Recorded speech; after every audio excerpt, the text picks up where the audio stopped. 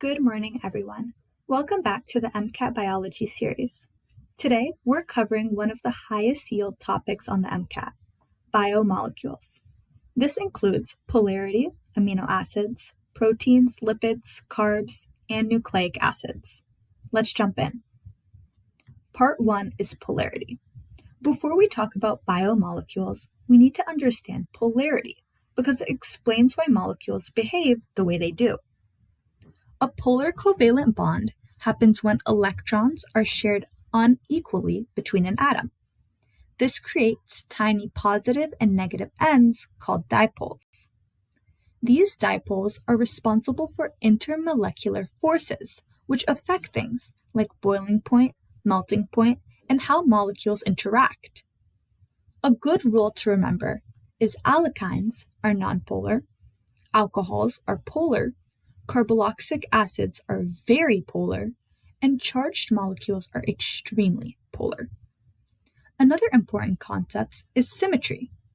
Even if a molecule contains polar bonds, the entire molecule can still be nonpolar if the bond dipoles cancel each other out. Examples include carbon dioxide, which is CO2. So remember, polar bonds don't always mean a polar molecule. Now, let's move on to amino acids. Amino acids are the building blocks of proteins. Every amino acid has the same basic structure. It contains an amino acid, a carboxyl group, a hydrogen atom, and an R group.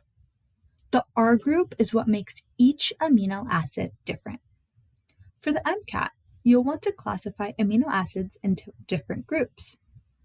Nonpolar amino acids, these are hydrophobic, meaning they don't like water.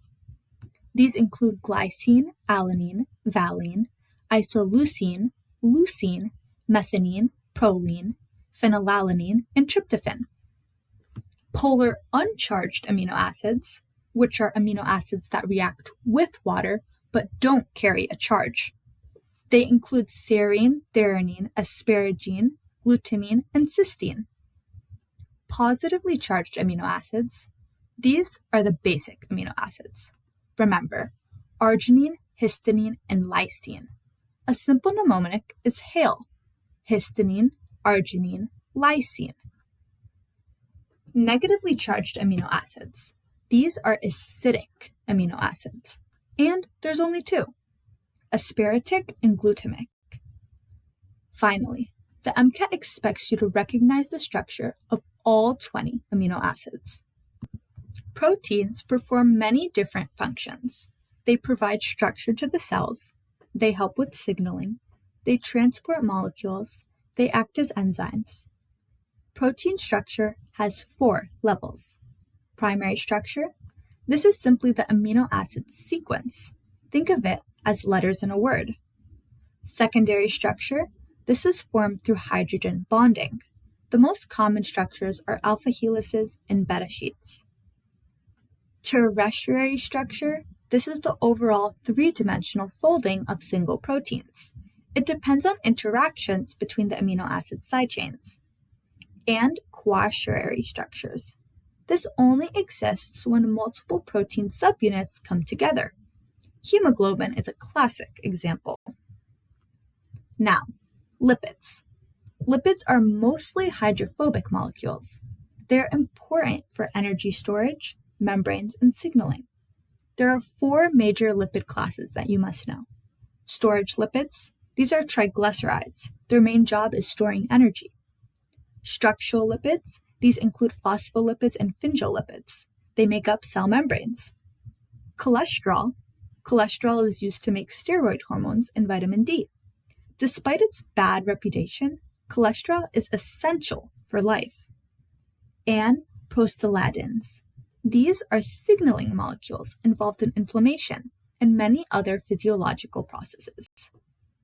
And terpenes and terpenoids. These are another important class of lipids that appear in many biological molecules. Carbohydrates. Carbohydrates are the body's preferred energy source. They're heavily involved in metabolism. The important monosaccharides to know are glucose, fructose, and galactose. Next are disaccharides. Remember these combinations. Sucrose equals glucose plus fructose. Lactose equals glucose plus galactose. Maltose equals glucose plus glucose. Finally, polysaccharides. The two most important are starch and glycogen. Starch stores energy in plants. Glycogen stores energy in animals. Finally, let's cover DNA and RNA. DNA and RNA are both nucleic acids. One of the major differences is the sugar. DNA contains deoxyribose. RNA contains ribose. The nitrogenous bases are also slightly different. DNA uses A, T, C, and G. RNA replaces thymine with uracil, so it'll contain A, U, C, G. Base pairing is easy to remember. In DNA, A pairs with T and C pairs with G. In RNA, A pairs with U and C still pairs with G. DNA is responsible for long-term storage of genetic information. RNA is mainly involved in gene expression and protein synthesis. Finally, DNA is double-stranded, and RNA is usually single. So, let's quickly review.